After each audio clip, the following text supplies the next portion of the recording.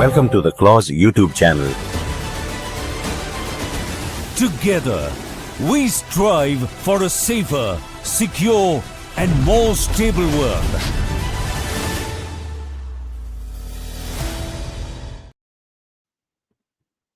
Hello and welcome to Clause YouTube channel, the Strategic Frontlines. Today we have with us Marshal Bedi, who many of you would be knowing since he is a regular visitor at Def Talks and Gunner Shot and so many other channels also. So he's not a stranger, and therefore I will not take too much time in introducing him. He's an authority in his field, both technical as well as the active operational experience is concerned. So very warm welcome to you for the first time on Strategic Frontlines Clause YouTube channel, Air Marshal Bedi. Thank you very much, sir. Thank you for the opportunity. I'm really looking forward to this dialogue. Thank you very much for having me. So today we are going to discuss actually multi-domain operations. But what has actually happened is that a small cameo of a multi-domain operation has been conducted by the Ukrainians in Russia, where Russia has suffered. I would say, I mean, people are equating it with a Pearl Harbor kind of action which Russia has suffered. I would say a 9/11 kind of an action which it has suffered. And so therefore, I'll give a brief setting of that particular operation, and then we can take on from there our discussion. So going quickly to our presentation, see, these are some of the images where these kamikaze drones, they were first person view drones, which most of you would be aware now. It has become a in thing in warfare, struck 5 air bases of Russia. And what I felt was that it was an ideal convergence of gray and black. Initial preparations for 1.5 years carried out in the gray zone with the use of intelligence agencies. The Russians are saying that terrorists were used for this particular, or it was a terror act. So we leave that debate for a separate day. But what has happened is the execution was over. The SBU, which is the Ukrainian intelligence agency, has quickly claimed the responsibility for this particular act. 117 drones were used. Almost 34% of the carriers have been neutralized. So therefore, it's been a big attack. It's been a big attack. There are big claims. Immediately, you all know Zelensky is an actor. So he came immediately on the scene and started claiming victory or some kind of a superlative achievement. Yes, he said it's a brilliant attack. And thereafter, he went on to say that they have suffered a whole lot of casualties. And one more interesting thing about it is Air Marshal Bedi, that as per him, the mission office of this particular Ukraine attack was next to the FSB headquarters of Russia. Now that's quite a revelation. So going to the exact locations, these were the five locations where the attacks took place. Let me summarize. Depth of the attack was around 4,300 kilometers. The length was from one end to the other end of Russia. That means going right from the northwestern to the eastern side and including central. Expanse, I have already said. Use of terrorists as per Russian agencies. Several suspects have been detained. An SBU statement on the Telegram. So I'm referring the source also. So you take the information with that little bit of a pinch of salt. That $7 billion worth of damage has been done to Russia. 34% strategic cruise missile carriers were hit, which I just covered. Zelensky on Telegram has expressed delight at the brilliant outcome, and has said that an outcome produced by Ukraine independently. Mark my word, independently. He doesn't want the other allies of his, whether they are the Western allies, EU or NATO or US. He says they have done it single-handedly. Hats off to him. Is it feasible, not feasible alone? That we can leave it for a discussion another day. And an outcome produced by Ukraine independently, it took them more than 1.5 years. Now, so we can see, how warfare is metamorphizing into a totally different kind of a approach strategy. We need to draw lessons for ourselves that we might be surprised later on. And the timing of the attack, earlier also Ukraine scuttled the peace talks about 2 years back. Now also, just 2 days before the talk on Sunday, he has an attack. Of course, he gives a reason that the Russians also did a very heavy attack a day prior, so therefore 2 days prior, so it was a response to that. Anyway, what I am trying to say is some of the reactions. George Galloway, although he's not taken very seriously, he's a British personality. He says today has been a day of infamy in Russia, just like a Pearl Harbor. The Russian response will be swift and terrible, and there can be only one way now: the unconditional surrender of Ukrainian regime and their running dogs. What does he mean by their running dogs? We leave it to the imagination of the audience. I fully expect that to be conveyed in Istanbul tomorrow. That means today it is the talks are going on. In what kind of a atmosphere these talks are? Are they going to be successful? Only God knows. Russian response will be swift and terrible. This is the general trend of pro-Russians, and pro-Ukrainians are gung-ho. Obviously, they have reason to be. So, what are the? This will be my last slide. Likely to be an overwhelming response by Russia. That's for sure. Will the Ukrainians be able to bear it? May lead to a larger intervention by the US and the West to neutralize the Russian response. Given Putin's, nature, will peace talks stand a chance? I have serious doubts. What happened to US interest of stabilizing Ukraine to focus on Indo-Pacific so that they can focus on China? I don't know. Somewhere their strategies are getting astray. Is it the beginning of a global polarization into two poles, given Putin's nature and China's proximity to him? SBU, probably an offshoot of KGB, beats it at its own game. Now, that is something very, very surprising. How has it transformed into such a potent force? Are there third parties behind it? Obviously, likely internal dissatisfaction with Putin may set in, given the fact that such an event happened under his nose. So, with that, I will straight away go into a discussion with our guest today. So, first, Marshal Bedi, I would like you to comment as to what do you make of this particular incident, and how do you think militarily it is going to affect the way we are going to fight the future wars? A brief comment by you on this, and then we will take on the additional issues related to multi-domain operations. Yeah, over to you.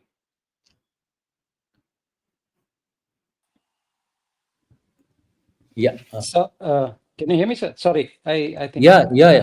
We can hear you. Can you repeat the last thing, sir? I think it momentarily lost you. Okay. So what I'm saying is that how do you view this particular incident now, and Yes, sir. what do you think, Yes. and what do you think will be the way we are going to fight in the future? Is it unrestricted warfare, quote unquote?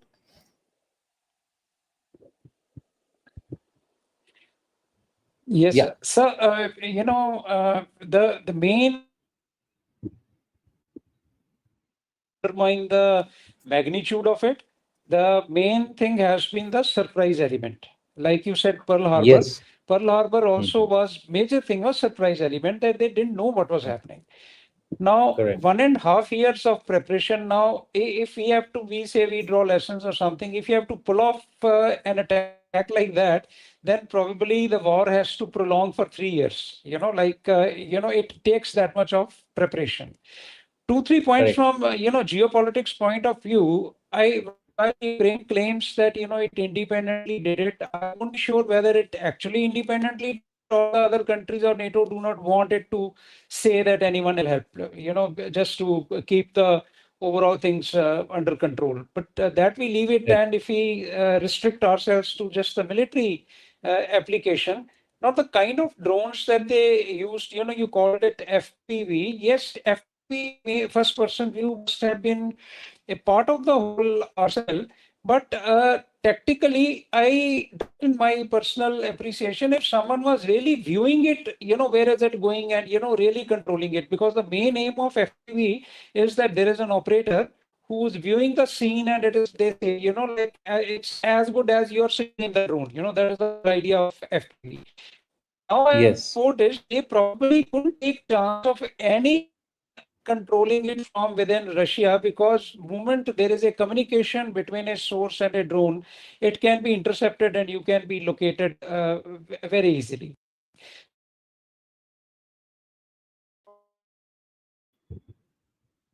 Extracted all their people from there. About 117 he said drone use, and 117 he operator. They were operators. So they probably took them all out, to the safe places, and then orchestrated this. Uh, to They will definitely, as the reports say, from all these 5 bases were within a distance of 10 to 50 kilometers. Depending on where these trucks were. From where the drones took off. Yeah. Whether the Yeah. planning happened next to Russian center of gravity or something, again, probably will come out. It could be true. It also could be for effect purposes to say, I mean, nobody, it only he says that, okay, our headquarters was there. Okay. So it is Yes. also to run down, completely. Now, this is a combination of, like when we are talking of multi-domain of operations, in that even information comes in, information warfare is a major part of. So it is possible that you don't only hit the enemy, not only hit the enemy, but break him down. His credibility to be at stake. Okay, listen, I mean, you were totally sleeping. What kind of capability you claim to have? You not only did not register these trucks coming in or these people doing something, what happens to all the intelligence, blah, blah, blah. But to make it more effective, say that, oh, it was happening right under your nose. Now, it doesn't really matter where the operational headquarters was. If you think of me, sir, now they have pulled it out successfully. I mean, you've been a tactician and we have planned warfare. Till it happened, you were never sure of its success. Was anyone sure of Yeah. its success till it happened? I mean, so would you take the chance of its failure by just trying to show that I have plan, my operation center under their nose, which are chances of detection of that operation center would be manifold if it was at a remote place.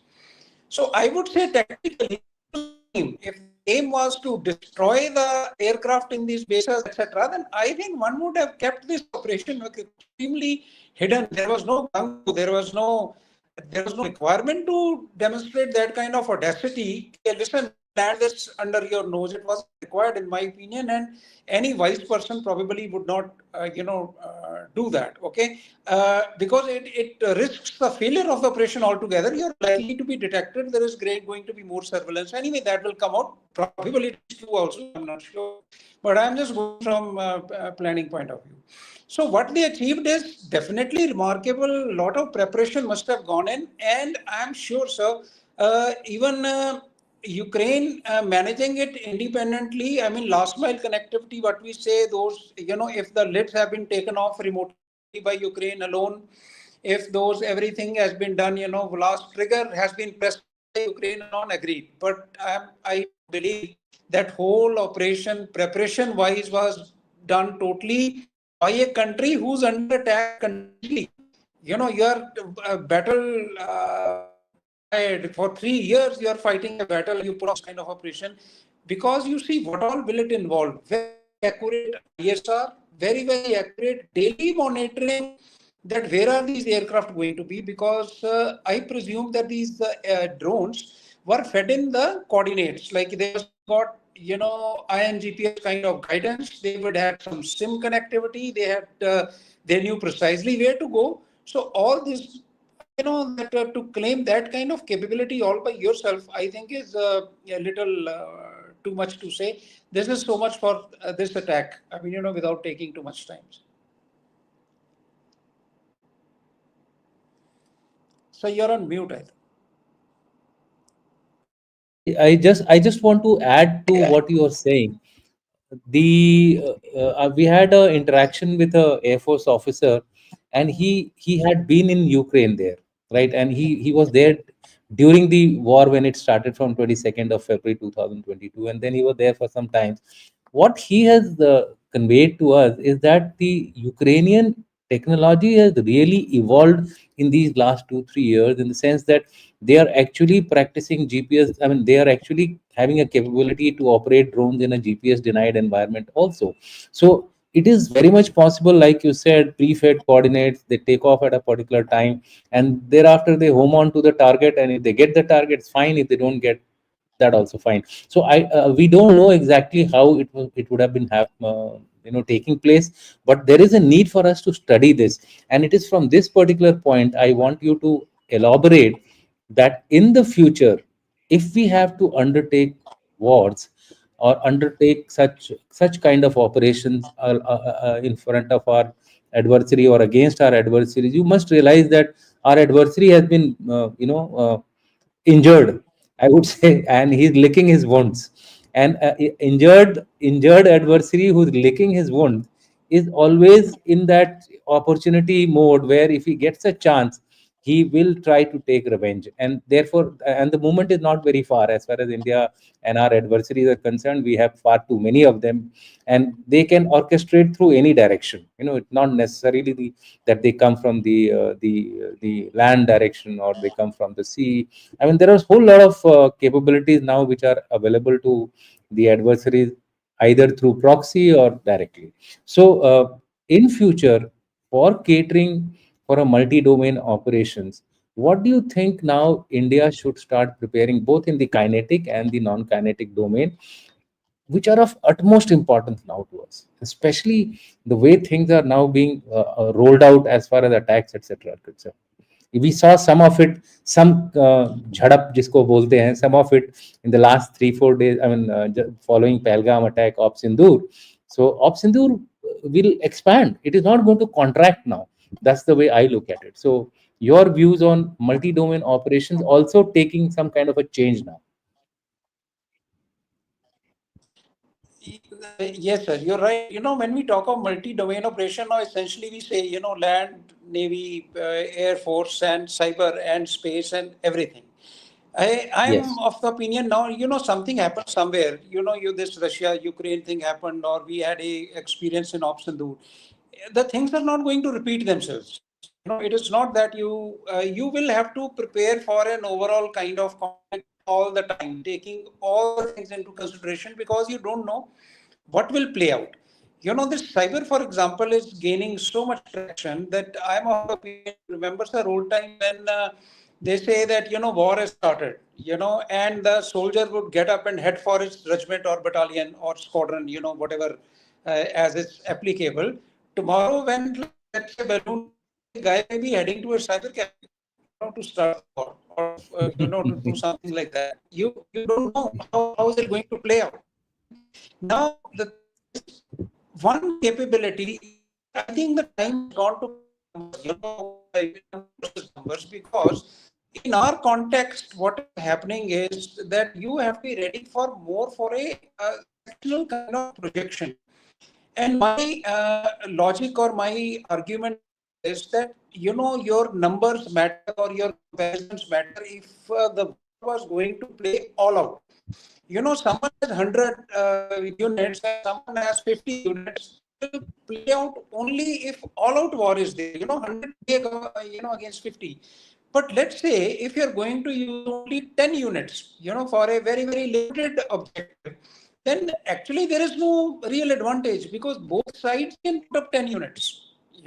Yes. Now, so what happens is, when we count number of aircrafts, number of missiles, number of this, number of that, they are only applicable if you are going to getting into all out war. But like, you say post that Balakot kind of thing, or you say this post Pahalgam kind of thing, Op Sindoor kind of thing, then they are sectional kind of thing. We need to develop our capability, that where you are able to project power very, very decisively in a limited kind of space, that how do you overwhelm their sectional capability by your sectional capability? This is something which has emerged new, because every time you get stuck in this, your ISR, we probably are left wanting most of the times, because it is costly, it is expensive. You need to develop assets, and mostly in India, we still have more of a reconnaissance capability. We need to develop surveillance capability. I think this is first thing that you need to have if you wish to prevent an attack. And after that, your LNT capabilities, your long range vectors, air to surface, air to air, surface to air, all these things are important now, and guiding and protecting their own operation. That is, electronic warfare is becoming very, very important. It is not only just range of the missile, because all of them are depending on there's some kind of external guidance, whether it is GPS, whether it is data linking, whether it is some other kind of guidance. So all these things matter, and you will need to develop capability in these kind of operations in a more focused manner. Now if I can draw an analogy, sir, just to this, you have a whole lot of things. We have so much Air Force, we have so many aircraft, so many squadrons, so many missiles, blah, blah, blah. But this is whole universe, right? If I draw an analogy, in every conflict, you will need to configure a North Star. That, okay, in this particular thing, where are you going? Where are you heading? Where should this whole effort sustain? I mean, how does this universe come together to move in a particular direction? I think we need to work more on those aspects if we have to win the battles decisively to create a deterrence in our scheme of things. Okay, so as far as multi-domain is concerned, let me come to you with very specific responses. The multi-domain comprises of land, air, sea, space, and cyber. It's commonly in the military domain, but it also has a non-kinetic domain of information warfare. It has diplomacy, it has economy. So everything gets added into a multi-domain operations.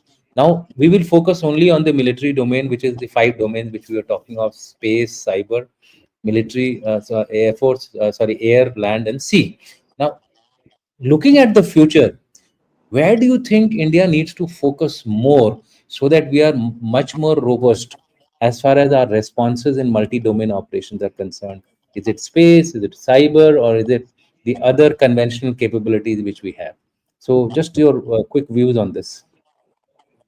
Yes, sir. Like I said, focus is required everywhere, but we have to see where are greater gaps. Yes, that's what We I have was been building referring to. conventional. Yes, yes. We have been building conventional capabilities in stages. You all through from our young days, you have been doing briefing, drawing to columns left side, doing comparisons. But now there are Correct. the domains like space and cyber are intangible. You cannot count the effect of it. And the second thing is, it is not only your visible adversary fighting you. When I say cyber attack comes from Pakistan, it's not necessarily happening in Pakistan, from Pakistan soil, from by a Pakistani. It is just Correct. about can come from anywhere. It's coming from anywhere, and it's very difficult to locate. I mean, you can't locate a UPI fraud these days. If that is the capability, then how exactly are we going to locate a great cyber attack on our soil? So I think this is one place where we need to put in serious effort, to be able to guard against this cyber attack. Now, this quantum hardening, etc., tomorrow quantum computers will come, and then we say, post quantum cryptography is required. This is where we are always lacking. We are always wanting someone else to do something, demonstrate a proof of concept karke dikhao pehle, then we will buy it. Which is very sad state of affair. On one hand, we talk R&D, so much, etc. But anywhere I've seen now that someone brings a technology, something new, that we are always looking for a proof of concept, but then you are rather late. Similarly, space-based, we have space surveillance ISR capability, but definitely not to the extent where you need to be self-sufficient. Means we still probably have to depend on commercial sources, or outsourcing certain. We need to develop these two, because nothing can happen without ISR and cyber hardening. I think we are fine as far as conventional capability is concerned, but these two things I would say should be on the topmost priority: building ISR assets in through space and hardening your cyber. So we all have networks. We have FNet, Air Force network hai, IACCS Yeah. hai, Kashmir hai. We say we don't talk to anyone. Now, just because we don't talk to anyone, we think we are secure. It is just that you're not looking anywhere else, right? Yeah, it's ostrich Without approach. really, knowing that, yes, sir, that how is it going to play out tomorrow? This is a great fear. The way digital domains are approaching, everywhere your and mine data is captured at multiple places. What happens is your Digi Yatra, your this, every hotel, everywhere you are all over. Profiling a human being or profiling a soldier, etc., is not difficult now. So if tomorrow someone has to play cognitive warfare kind of stuff, or has to interfere in my own networking, my own network centers, then I think it's going to be very easy unless you have really hardened it. So I think these are the two things where we need to lay focus on, because the effect is very, very intangible. Yeah, rightly you have identified ISR and cyber as two areas where we need to be both up and about passively as well as actively, in the sense proactively. So we have to develop a defensive capability also, which is robust enough to secure and keep your system safe and going during operations, and also have the offensive capability to take the battle across to the enemy. A brief word about Ops Sindoor here. How much did the cyber and space play a role in Ops Sindoor? As per your guess, based on open source information, I won't like you to divulge any kind of a classified thing, but purely on an open source, given the success of the operations, how much do you think we were able to exploit these two domains, or the any adversary was able to exploit these domains? And mind you, one need to consider that these are the two domains where collosivity is given. You don't even have to Yes. physically do anything. Collosivity between our northern and the western adversary will be taken for granted. And so given all that factor, how do you think we would have exploited this ops in? Did we really get this into the operational matrix or not? There is nothing confidential that I have, sir. All that I know is essentially open source. So I mean, I can say whatever I know. Okay. I think when Air Force or anybody, I mean, India started its operation and it decided that, okay, on, 6th, 7th morning of midnight, we are going to do this. I'm sure they would have taken care of this cyber hardening, or, how any attack can take place. There must have been telltale signs, etc. And nobody really knew when it is happening, because we were still doing that blackout drill, defensive drill, etc. So that way, kind of perception, I would say 15 days gap was rather long, sir. I mean, Mhm. when I say ISR and your credibility building, I would say that we need to develop capability also, where this attribution or something, if we have to do this thing, let's say having decided this we have to do, the next time and every time this increases, what I say, the magnitude increases. Correct. Balakot was one strike, now we did it for 4 days. And next time happens, you've already announced that, okay, we are going to do this. So now, if it is going to take 15 days, I think you are at a little disadvantage, because next time people are up and about. And also, the relevance of the attack or the retribution diminishes, because I'm just, let's say in retrospect, sir, this happened on 22nd April, right? And we took action Okay, on okay. 7th May, exactly 15 days later. God That's right. forbid, let's say instead of 7th May, something small thing had happened on 3rd, 4th May. Some 5 people killed there or 7 people killed somewhere. And now you Yeah. attack on 7th May. What will it look like? It will look like retribution to those 5 guys, and what the perception builds up, that you did nothing for those 26 guys, and for these 5 guys you took action. I mean, you will have to go host in saying, no, this was for that, and not really for this. So retribution, if it has to come and credibly, then the time frame for that has to be quick. And how will you do that? How will your time frame be quick? Because if you don't have the correct ISR, and by ISR I don't really mean only space assets, means your ground intelligence is so important, your ELINT is so important, your all your eyes and ears are very, very important. So that and option dur, the success of it, I maintained, sir, in that talk that I did, that this is not classically the way Air Force would have started operations. Essentially, Absolutely. you would have taken care of the air defenses from the beginning, and not just hitting the terrorist targets, and leave everything else, open. Even your rules of engagement were not tailored for a classical, battle. So much to so, let me play that narrative, which is quoted. Okay, if we have 40, 50 aircraft, on our side, they have 40, 50 aircraft on their side. We have matching ranges of missiles better than PL-15, for example, if you talk Meteor, even in open source formation. Okay. And by their claim, let's say, if an aircraft or a PL-15 missile has hit one of our aircraft, I'm just saying, let's accept their narrative for a while. Correct. Do we mean that we still did not have rules of engagement to launch, Meteor missile or go strike aircraft, because they were well within our range, from where they were Correct. guiding a PL-15 missile. But what happened is we did not suppress their air defense system. So if you notice what happened subsequently 4 or 5 days when we successfully carried out so many airfield attacks, that nothing interfered because all those things were taken care of. But now next time, I think when we have to do this, we have to decide that it is not possible. I would beg to differ with some briefing given by us also. I mean, they are on television, where we say that our aim was only to hit that terrorist targets. It is unnecessary that army got involved and this. I mean, you hit someone's targets in someone's territory, then I suppose it should be a given that army or any forces will get involved. You got to be ready for it. Absolutely. You can't just Absolutely. presume that. So next time Absolutely. onwards, I think we do not go by this presumption that they will not get involved. They will get involved. You start your operation in the right manner. That if you have to hit military target, then so be it. I mean, how does it matter that if you have to hit military target, because it is going to interfere with your operations in any case. More authenticity will come, sir.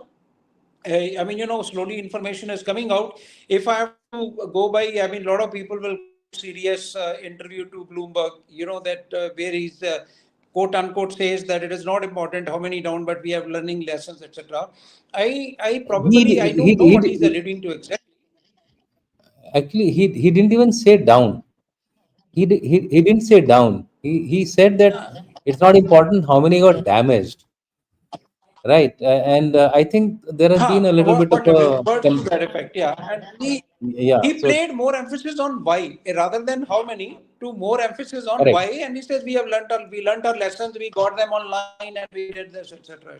Right. So So this is what I'm exactly saying what you is are that saying.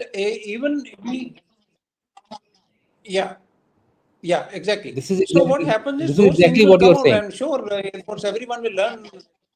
Yes. So they will learn their lessons and whatever has happened.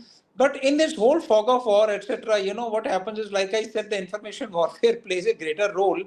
The whole thing has been made very foggy, and I think there have been so many paid articles. People now, it's so easy to generate an AI kind of image showing aircraft, moving from right to left. Oh, they look like a Republic Day fly past. You see, I mean, even Yes. when you project something, they, I have myself supervised so many fly pasts. They exactly look like fly past formations, as if they are getting together airborne from different bases Yeah. and they are going to do a run over Rajput now. War Correct. formations don't look like that, and I'm sure they were not like that. So even the briefings, your intentions of briefing, what exactly are you showing, how close you are, or are you just trying to project something, lead, you already concluded what you want to say, and you're tailoring everything just to say that. So this fog of the whole conflict will remain for some time till actually things come out, and unfortunately, till the absolute clarity comes out, I think people will play to the information or misinformation, whatever is going around. So one important question which comes up as far as India is concerned, that we are intimately connected politico-militarily. So political aims and military method of doing or achieving that political aim should be so nuanced that while the political narrative could be what it is, the military operations must take into account all the contingencies which can arise and not really get struck totally by the what we are being said. So if you're going to cross or if you're going to attack another country's airspace, you must expect that something. I mean, he's not going to sit on his haunches and keep waiting. Although Absolutely. there, one of the ministers did say that we did not open fire because we would have disclosed our locations. That's for him to give some kind of a, I would say, bahana to Yes. show that, we were trying to keep our locations hidden, so that surprise is not lost, etc., etc. What I'm gathering now is that multi-domain operations, as like in the past, two three things have become very important. The first one is that, like you said, the wars will now be fought not only on the borders, they'll be also fought in the cyber cafes, they'll be also fought from the space, they will be also fought from the ground earth stations, because they will also become a target. They'll be the first ones to be knocked out if something like this is happening. So our entire multi-domain capabilities have to be expanded for the future. I don't think we are currently gearing ourselves into that kind of a thing. If a country like Russia gets surprised, which is supposed to be number two in technology, or let's say at par with the US and China in technology, gets surprised like Pearl Harbor, Pearl Harbor kind of a event, I think India also needs to gear up itself and start being prepared, because we also have a kind of a major power on our northern front. It may not have tested its weapons may not have performed so well as far as Op Sindoor is concerned, but it has the numbers. It has the numbers which are far more than us. So it can afford to lose 40 aircraft, but ultimately overwhelming can take place, because you don't know. I may start off with an off the ramp operation, right? I might tell ki, okay, I'm going to have an off the ramp operation. I will do this much and hold back and say the wait for that fellow to respond and then take action. But in reality, it may not always play out like this.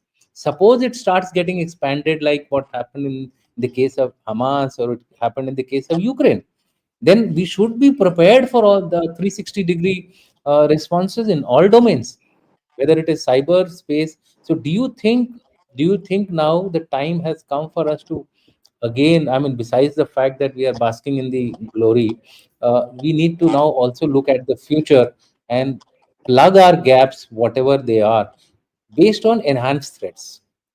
And there is a thing called copycats. Copycats means, the terrorists are a very good copycat. So if they find that, oh, this thing has succeeded in Yes. Russia, why not here? So we should not now wait for Yes. something like this to happen. We should not wait for a black swan event to happen, and then again we start, saying that, okay, we will do this, we will do that.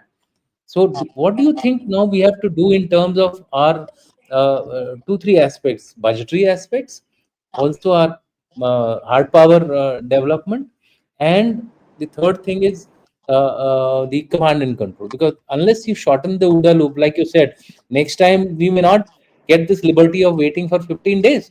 We may have to respond within Yes. 3 to 4 days, especially because we are saying that any act of terror will be considered as an act of war. It is not only meant for Pakistan. This kind of a terror act can take place on the eastern front as well, and it could also take place via our northern adversary, because he is very adept at doing winning without fighting kind of a approach, which it has been following for the last 20 odd years or 30 years. It is creating proxies to nibble at India. So if that is the case, 24/7 preparedness is important. And how do we now uh, how do we really strengthen ourselves for an immediate response? We know that the fastest of the block is Air Force, and then Army, and then Navy. So in that order, how should we now go ahead in future in terms of developing our um, hard power? Not only Air Yes, Force. so I mean, we can, yes, sir, talk of plausible scenarios. I mean, obviously, one cannot give a ready-made solution here. The point is that your capability, when I see, sir, in the light of Ops Sindoor and what happens and information, your capability in a nutshell should be such that you do not give even a chance for the enemy to play misinformation. Means your actions, your results, your what you did should be so clear to everyone you do not give that space of misinformation to anyone. Problem what happens is when there is a lot of space available for misinformation, that one puts in misinformation. Now that is a lot of hard work. That means your actions, your results, your have to be crystal clear for everyone to see. Okay, and you don't leave that. That needs capability. Like you said, OODA loop, yes, definitely. Now, space assets, ground stations, etc., they're all like networking centers now. They are your command and control because that is from where the information is going to flow. They not only need physical security, they need soft security. That means they need Of course. the software part of security, the cyber security, because that Correct. information can be messed with. You must have heard the news, Mischief satellite, Chinese quantum satellite. They say it is hackable Mm. now because, what are they exploiting, sir? Some millisecond gaps in laser communication.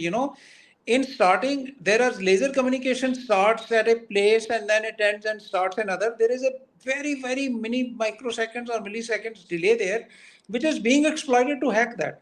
Now, if that is the level of cyber interference and things like that, then obviously this is too far. But yes, I understand these are all technology demonstrations, may not be put into warfare straight away.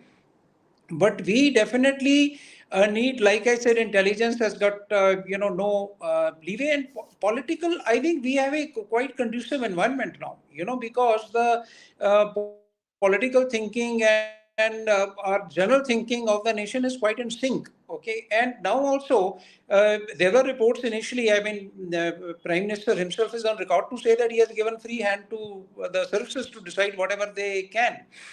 I mean, what more than this? Now, that means we can assume that this kind of directions will be available whenever the requirement comes.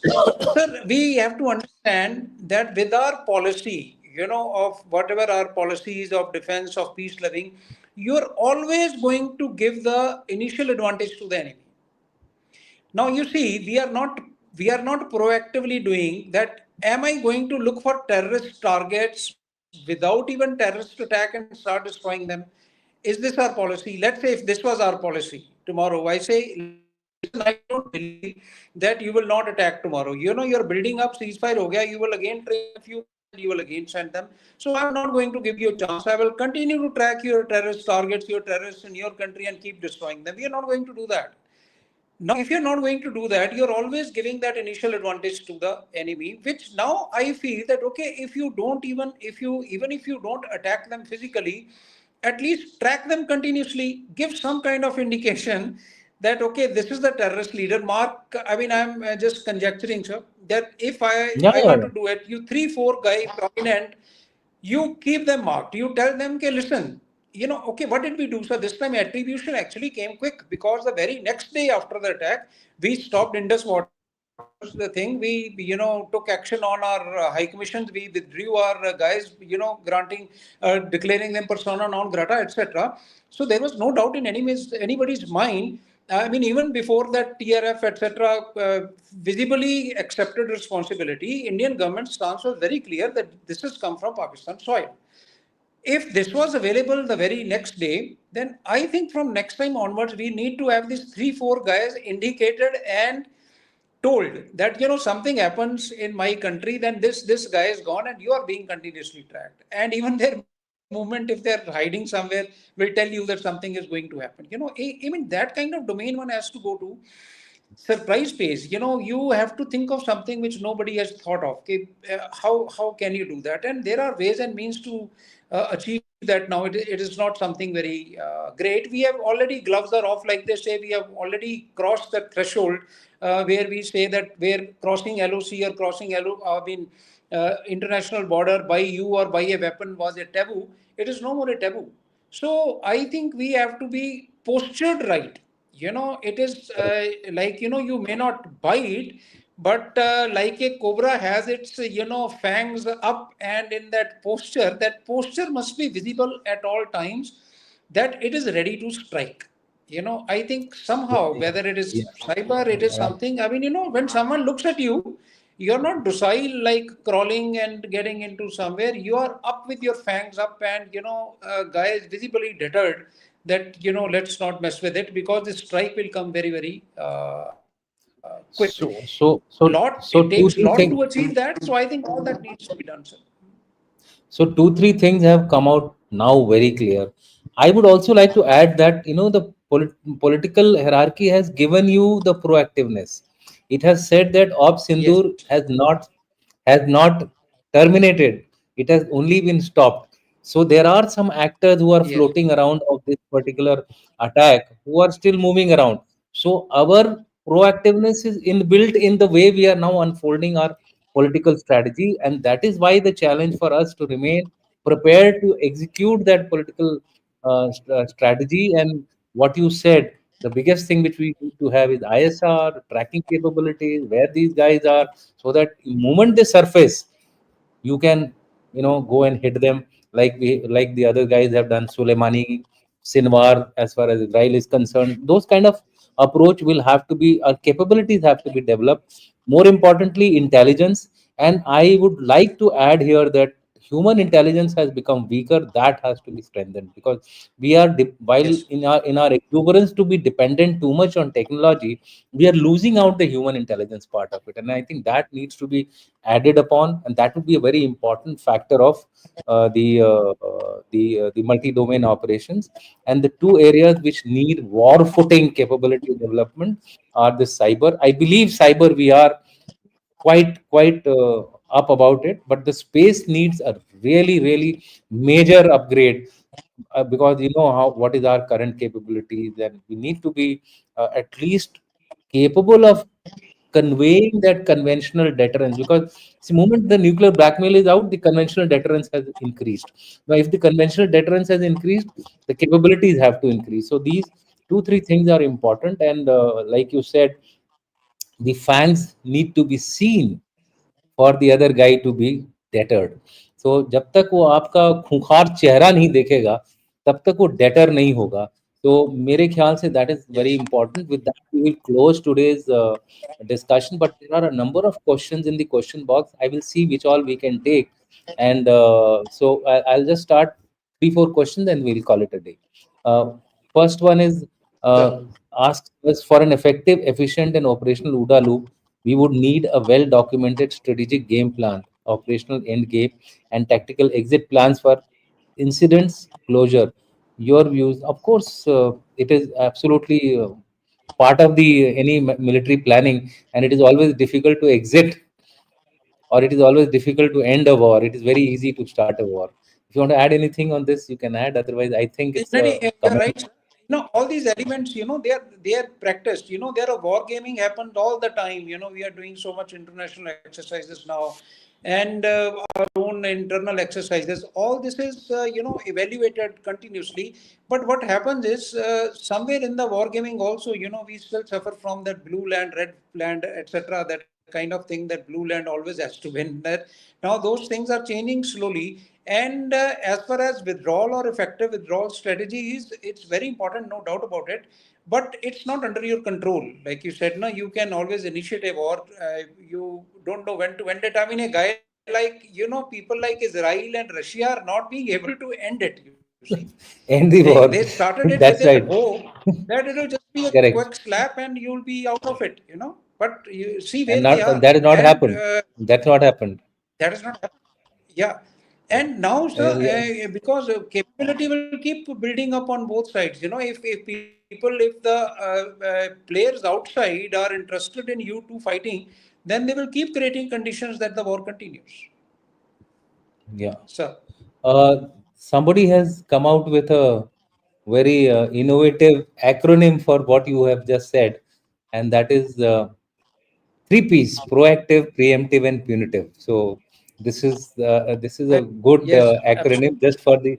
just for the information of the And public. another PPP model, sir. But there is a Yeah. PPP was only for public-private partnership. So Yeah. when we say that we need PPP model, I think this can Correct. add now. Thank you. This comment I wanted people to see.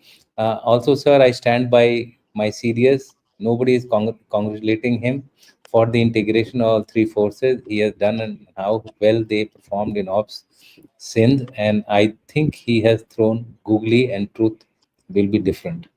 Anyway, so this is just for people to see that there are So voices which are looking at things more objectively.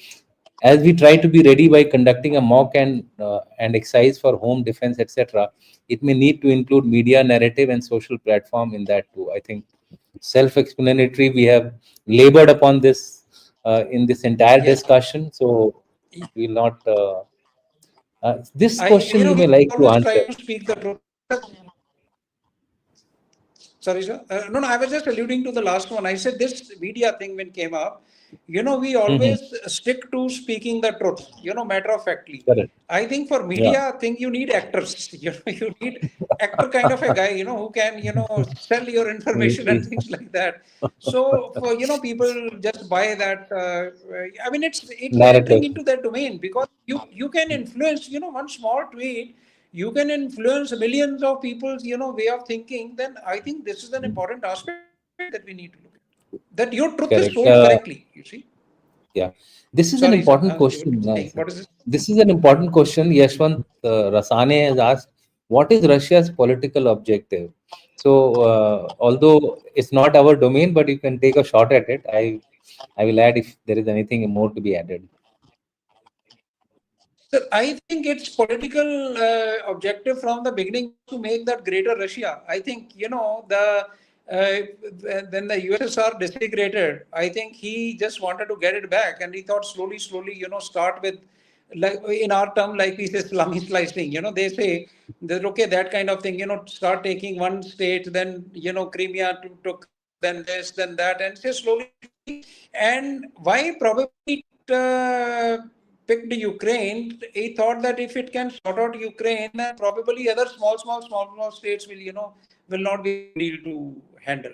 So I think if this is just my conjecture, sir, or my reading, that probably his aim would have been to make that greater Russia, that reunite things which probably went away. Maybe audacious thinking, but otherwise, why would one do, this kind of stuff to do that?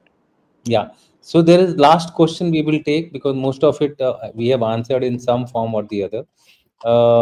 This is a question which Shritik Kothari, and I wanted to ask it in a different manner, that what kind of a balance now we need to have between manned and unmanned systems. Both have their roles to play, but I think we need to take a relook at this whole matrix of manned and unmanned system. And the similar question has been asked by Shritik Kothari, but more in a different fashion. Watching World War II movies, I mean, he's just what movies, maybe a young guy, showed me how air power can be a game changer. Of Sindoor only ratified it. If world as a whole knows potential of air power, you have we ignored it? 32 squadrons prove ignorance. So your comments on that, given the fact that nowadays there is more of a drone missile warfare which is being talked about, and you are aware that the manned system runs the risk of losing precious life.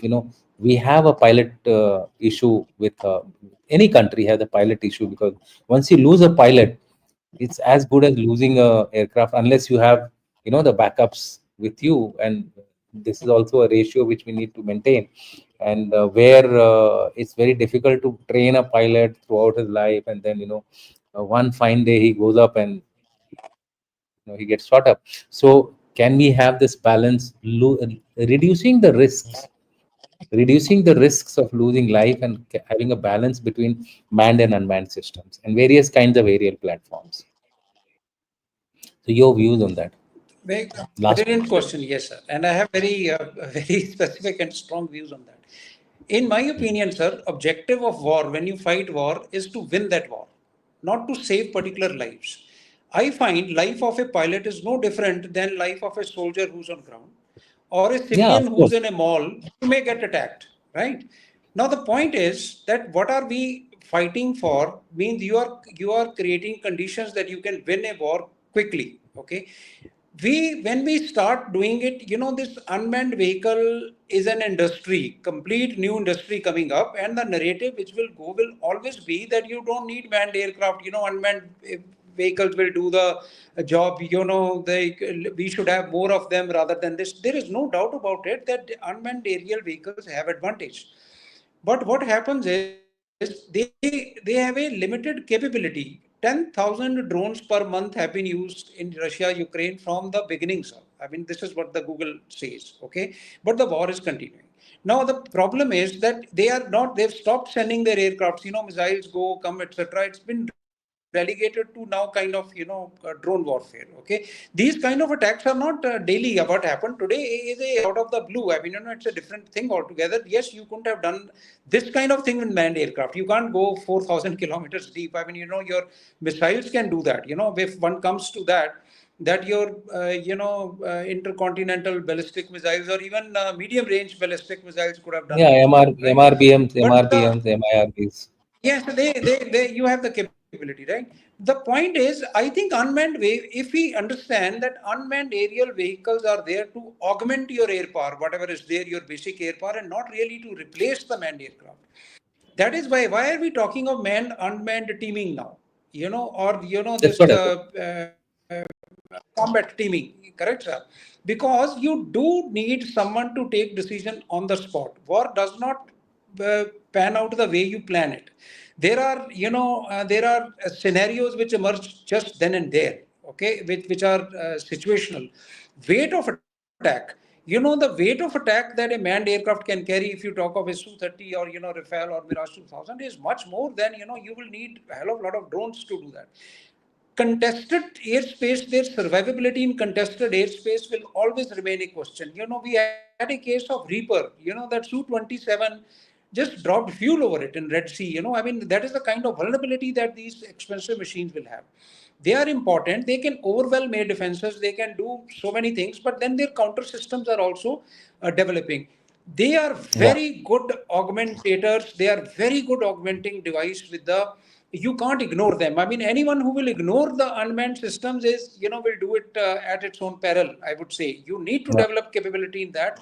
You just can't ignore that. But they are, in my opinion, are not going to replace the manned aircraft. Not that I'm a pilot or I belong to Air Force. As a very very objective analysis, I would say that they are not going to do that. So, with the same logic, if you can draw analogy, you take F-35, the latest aircraft or Rafale. Rafale has got a missile which can almost go to 200 kilometers, but it still, retains a gun, which is there to fight a battle at 300 meters or 500 meters.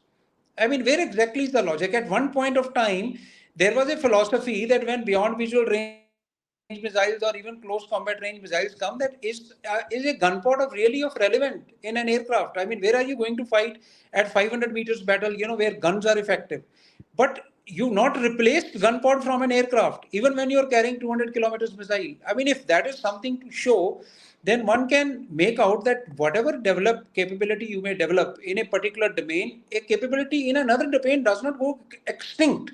So you have to maintain that, because this is the one mistake that we do. Like, you yourself alluded to human intelligence, that just because, other forms of intelligence became available, we just thought that they were more, now tapping phones, listening on RT, doing this, etc., could replace human int. Could it? It could not. It still would be as necessary It's it, as, it, it's to very get the. relevant.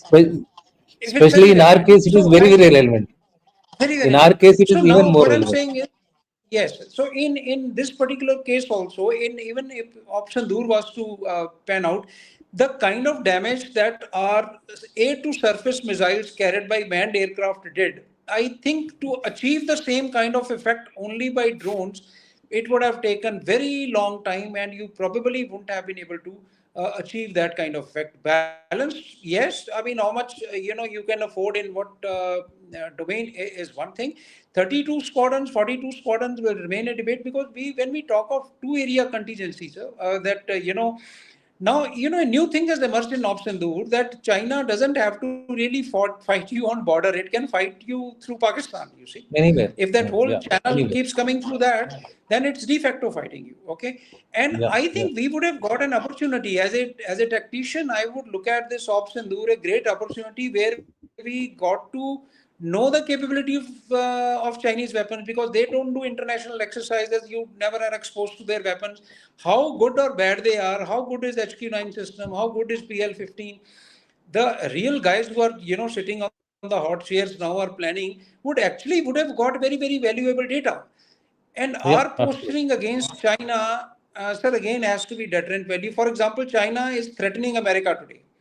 Can it match American power? It probably, and it need not. To threaten America, China need not match American power. It just it has absolutely. capability in niche areas to threaten it. So let's take the same example that to threaten China, we need not match China. We need to develop capability in certain areas, very focused capability, which can hurt China very, very badly. But when we come to two contingencies, number is important, because if you have to deploy your forces, come from one area to the other. If you are doing logistics only and shifting your forces only, then it is going to be difficult. You should have the capability where you can retain defensive posture in a particular domain or in a particular theater, while showing your offensive intent in another theater, for which numbers are important. And I think Air Force has again and again alluded to that what exactly is the requirement. Thank you, Air Marshal Bedi. Two, three things which have clearly emerged are the domains where we need to focus. Terrorism or gray zone has now merged with conventional operations. So it is kind of turning towards unrestricted warfare. So all our strategies we need to be now tampered with this kind of a threat, and therefore there is this need for everyone to be on board, whether they are men in uniform, whether they are men in the cyber cafe, or whether they are the planners in the upper echelons of our government. I think everybody will have to sit together and then come out with a cogent plan for any future conflict, whether it is a short one, long one, a limited one. That is something only time will tell. But the capabilities need to be there for across the board, full spectrum. With that, thank you very much, and thank you to the listeners. Want to just tell the audiences that after an hour or so, we will be releasing another video which is only focusing on the today's attack. Yesterday, Sunday's attack on Russia by again and another Air Force officer who happens to have served in that part of the world for good over some time, 2 3 years, and during the war itself, which is ongoing still. So you will get to listen to the characteristics of the Ukrainians, the characteristics of the Russians. What are they fighting with each other? They are like the culture of India, more often than not. Indians and the Pakistanis are similar. If they infiltrate into our area or we infiltrate into their areas, barring the religion, I don't think there is any difference in terms of faces, in terms of facial features, etc. So that is the kind of war which is going on there. So we have to draw lessons from that. With that, thank you very much, Air Marshal Bedi. Jai Hind, and once again, thanks to you. Thank you, sir. Thank you very much, sir. Jai Hind.